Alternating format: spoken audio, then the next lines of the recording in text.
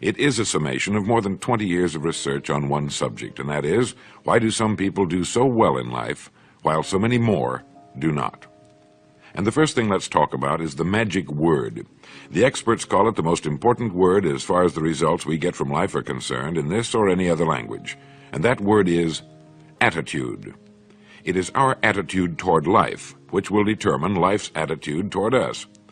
Let's face the fact honestly that we shape our own lives, and the shapes of them will be determined by our attitudes.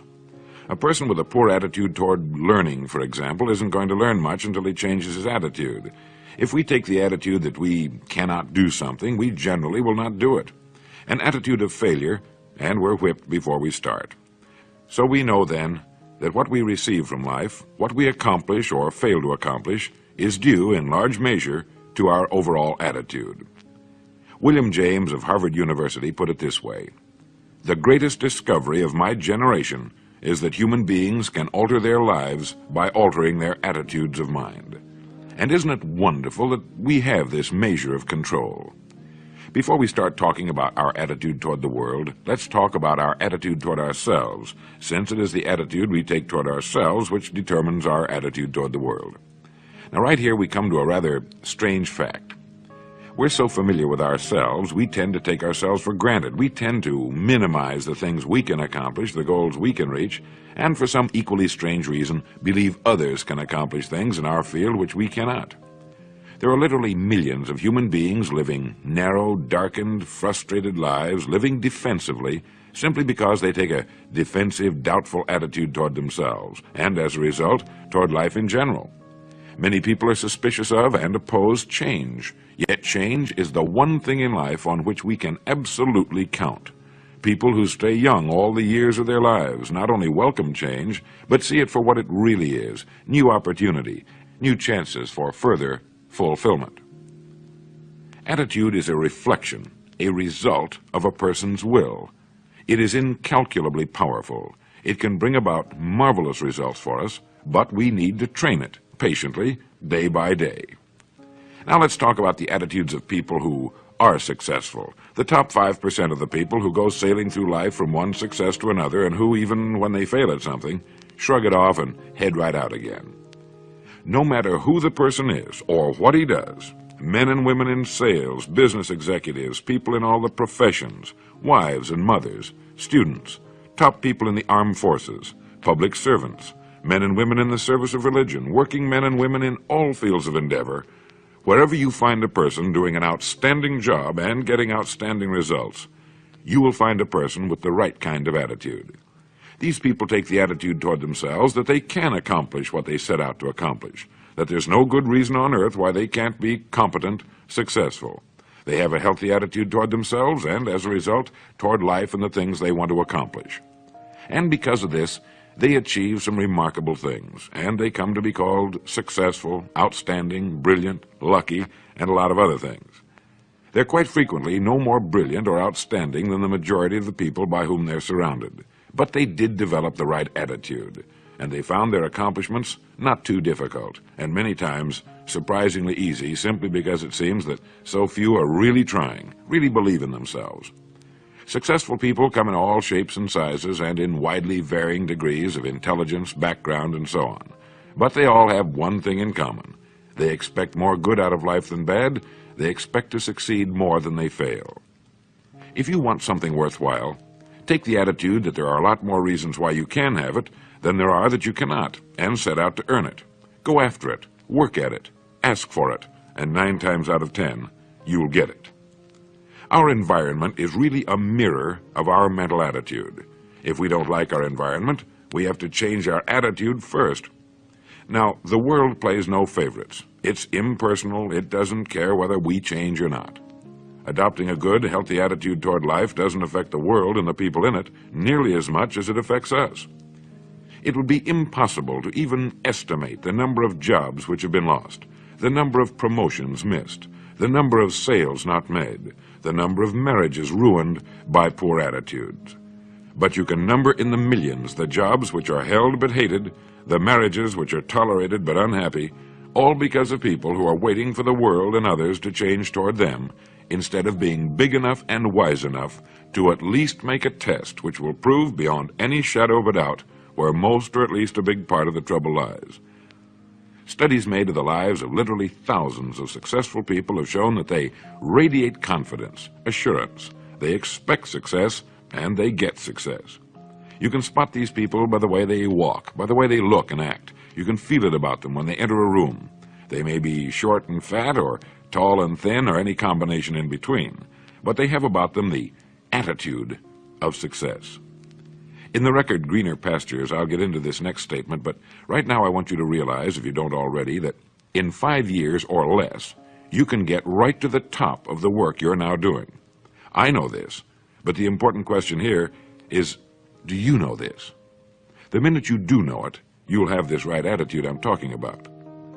The easiest and most effective means of forming a good attitude habit is to begin to act as though you have a good, positive, expectant attitude toward life. That's right. Begin right now to walk, act, and look as though you belong to this group. If you're already in the top 5%, you'll know what I mean. If you've never tried it, you'll be amazed at what happens. Actions trigger feelings, just as feelings trigger actions. Now, let me tell you of a little test you can make which will prove beyond any shadow of a doubt that a good attitude can change a person's life as dramatically as walking from a darkened room into the bright, clear light of day. Not long ago, I read a line which went, "Life is dull only to dull people." This is true, but it also could have read, "Life is interesting only to interesting people," or "Life is successful only to successful people." Now, what I'm trying to say is that you must first become, mentally, from an attitude standpoint, that which you wish to achieve. A famous restaurateur was being interviewed by a reporter who asked, "When did you become successful?" He replied, "I was successful when I was sleeping on park benches, because I knew what I wanted to do and that I would do it." In short, his attitude had been one of success, of expecting success, long before the material, the tangible rewards of success had been earned. We'll get into this particular phase of Lead the Field in record number 3, A Worthy Destination. But for now, remember that a person must act, look, and because of these things, feel successful before the success he seeks can come. Chances are you know people who seem to be what others call lucky. All kinds of good and wonderful things seem to happen to them, and they give the impression of happily sailing through life, having a wonderful time, and getting more accomplished in a year than most people do in 5. This has been figured out fairly scientifically, and if anyone will conscientiously go about the test I'm going to recommend, and stay with it every day for the next 30 days without fail, that person can join this small, happy, and extremely productive group of people. He'll find himself becoming lucky, as they say, and most of his problems will pretty well take care of themselves. Of this you can be sure. The results will be nothing short of amazing. Now, it makes no difference how good a person's attitude has been in the past. Anything can be improved upon, and it's the small refinements upon something already good that makes it great. So here's the test. For the next 30 days, act toward the world, everything and everyone with whom you come in contact, with the attitude which represents the kind of results you want to achieve. That is, if the result you want is more success in what you're doing, act as though you are already in possession of the success you seek. If you want others to treat you with admiration and respect, treat others with admiration and respect first. Have you ever stopped to think of this? Every human being on earth is the most important human being on earth as far as he or she is concerned. You may never get anyone to admit it, but it's a fact.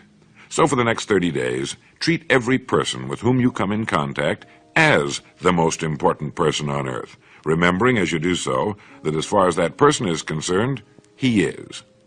Now, the reason I say treat everyone in this fashion is mainly because this is the way human beings ought to treat each other, and because it will help you form a habit that will bring you amazing and delightful results for the rest of your life.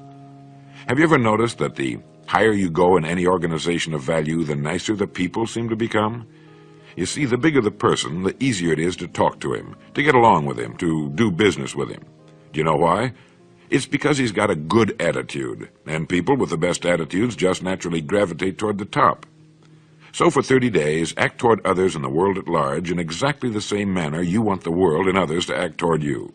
Treat your wife or husband as the person he or she really is, the most important person in your life, and the same with the children. Carry out into the world each morning for 30 days the kind of attitude you would have if you were the most successful human being on earth. And notice how it quickly develops into an habitual attitude. When a person does this, he should realize he has already placed himself on the road to what he seeks. He is right now in the top 5% of the people in this or any other country. He has prepared the ground and planted the seed. He has made of himself a magnet, an embodiment of that which he seeks. Before metal can be cast into a desired shape, the mold, the expectant receptacle, must first be fashioned. Before a building can be erected, the excavation must be made and the foundation laid. And before a person can achieve the kind of life he wants, he must become that kind of individual. He must think, act, talk, walk, and conduct himself in all of his affairs as would the person he wishes to become. He is then actually that person, and the things that person would have and do will naturally come to him. Almost immediately, a change will be noticed. Irritations that used to frustrate and annoy disappear. When some less informed individual gives you a bad time, stay on the track. When someone cuts in front of you with his car or acts in any other manner that shows his ignorance and lack of courtesy, don't permit yourself to drop to his level. Pity him, for that's what he really deserves. That's the very group a person doesn't want to belong to, and if he acts like them, well, let's face it, he belongs with them. There's nothing in the world that men, women, and children want and need more than the feeling that they're important, that they're needed and respected. They will give their love, their affection, their respect, and their business to the person who fills this need. So the magic word is attitude. And in summing up, a few points to keep in mind. 1. It is our attitude at the beginning of a task which, more than anything else, will affect its successful outcome. 2. It is our attitude toward life which determines life's attitude toward us. 3. We are interdependent. It is impossible to succeed without others, and it is our attitude toward others which will determine their attitude toward us. 4. Before a person can achieve the kind of life he wants, he must become that kind of individual. He must think, act, talk, walk, and conduct himself in all of his affairs as would the person he wishes to become. 5. The higher you go in any organization of value, the better will be the attitude you'll find. 6. Your mind can hold only one thought at a time, and since there's nothing at all to be gained by being negative, be positive. 7. The deepest craving of human beings is to be needed, to feel important, to be appreciated. Give it to them, and they'll return it to you. 8. Look for the best in new ideas. As someone said, I've never met a person I couldn't learn something from. 9. Don't waste valuable time broadcasting personal problems. It probably won't help you. It cannot help others. 10. Don't talk about your health unless it's good. 11. Radiate the attitude of well-being, of confidence, of a person who knows where he's going. This will inspire those around you, and you'll find good things will begin happening to you. And 12, lastly, for the next 30 days, treat everyone with whom you come in contact as the most important person on earth. If you'll do this for 30 days, you'll do it for the rest of your life. In the next recording, I'll talk to you about greener pastures. But now in closing, remember the words of Walter Dill Scott of Northwestern University. Success or failure in any undertaking is caused more by the mental attitude even than by mental capacities. Thank you.